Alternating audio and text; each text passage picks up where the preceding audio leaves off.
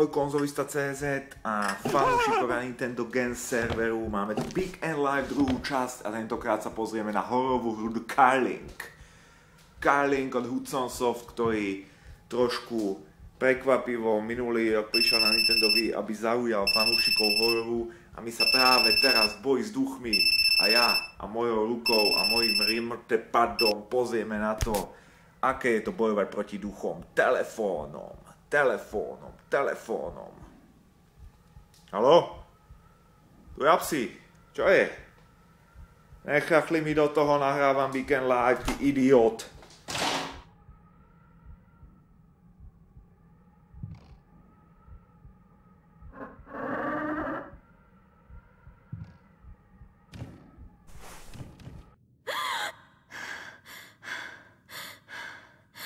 A dream? It's that same dream again.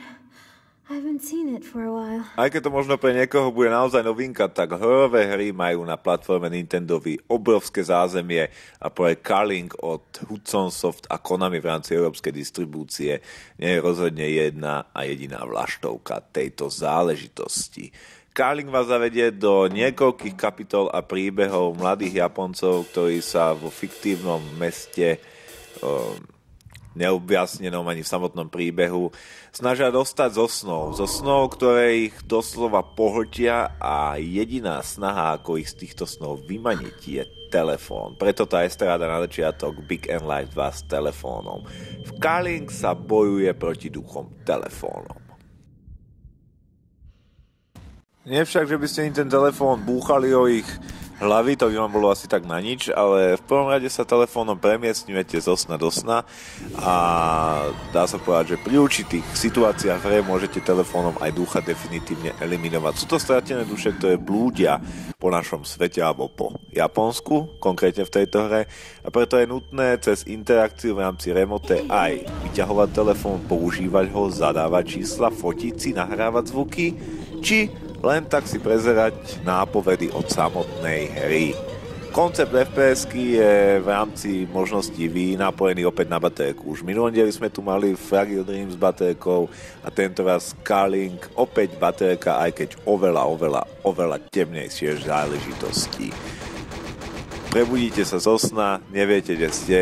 V prvom rade treba nájsť baterku a následne hľadať stopy, ako sa zo sna dostať. Nebude vám stačiť, ak si budete hlavu búchať o stenu, toto vás v tejto hre naozaj nezabudí. K ovládaniu hry Carlink potrebujete samozrejme remote a nunčak. Nunčak vás slúži na pohyb v rámci z prvého pohľadu po lokáciách a remote je akási forma vašich očí. Tu musím na začiatok povedať, že aj keď my nerecenzujeme hry alebo Big and Live nerecenzuje hry, tak určite vám môžem poradiť alebo upozorniť vás na tom, čo by vás táto hra mohla zaujímať a v čom nie. Tak v čom by vás nemohla zaujímať je asi až prehnaná citlivosť ovládania remote padom, kde určitá schéma interakcie s okolím, napríklad pri otváraní dverí, je veľmi špecifická a je nutné si na ňu zvykať, takže nebude určite pre každého jednoduché hneď zo začiatku s remote padom si mieriť ako v reálnom dianí s baterkou a budete musieť si niekoľkokrát zvyknúť a určite aj niekoľkokrát zomriete, než sa naučíte behať v Carlink s remote padom po jej citlivých stezkách. Ústredná téma telefónov a japonských hororov určite pre vás nie je cudzia. Videli ste filmy ako 3.15, Zomrieš a podobné záležitosti, tak tieto schémy uchádzajú z japonských báchoriek alebo rozprávačiek od babky matere, ako sa u nás hovorí. Aj preto sú veľmi vďačnou témou pre herné záležitosti a Carlink je presne taký typický prípad vyvrcholenia použitia telefónu v hororovej hre. Samotný príbeh vás určite nejak nedostane, je to, dá sa povedať, že od začiatku až do konca gulášová schéma, kde by sa práve prežitie jednotlivých charakterov, ktoré sa neskôršie v príbehoch, keďže som hru dohral, začnú prepletať, tak by vás práve tým mohli zaujať. Inak je však hlavnou podstatou atmosféra a Carlink tú atmosféru krája. Ak sa dokážete dostať medzi nôž a medzi materiál, tak budete veľmi šťastný človek. V rámci ak milujete horory, tak treba túto hru hrať o 12. večer pri zhasnutých svetlách a rozhodne by nikto iný nemal byť v dome. Po prípade doporučujem nejak naštvať kočku a hodiť do kúpeľne, nech vám robí trošku auru alebo krovie dozadu. To, že Carling nedostával v svetových recenziách nejaké vysoké čísla, vidím ja predovšetkým za dôvod, ako som už spomenal, veľmi citlivému ovládaniu, nie každý si na ňo dokáže zvyknúť, pomene krátkej hracej doby, avšak tieto veci by som odsunul nabok a vyzdvihol by som atmosféru. Ak sa pýtate, či mňa Carling večer vylakal, tak hovorím jednoznačne áno, je tu veľa šokových momentov, ktoré vás dostanú na kolená a je tu veľa atmosférických prvkov, ktoré si myslím si, že neviem, že sa mi vrili do snov aj do mojich reálnych, ale dokázali ma zaujať a v rámci horových hier Navi je Carling, dá sa povedať, že hodne vysoko a preto si cením jeho prítomnosti pre túto platformu.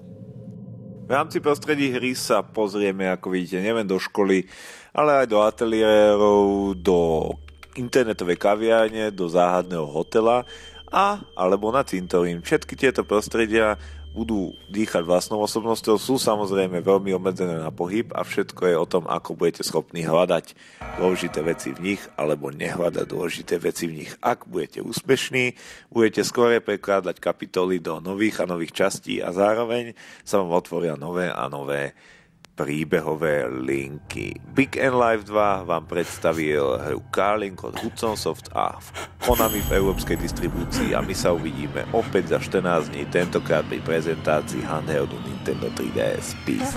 Čau.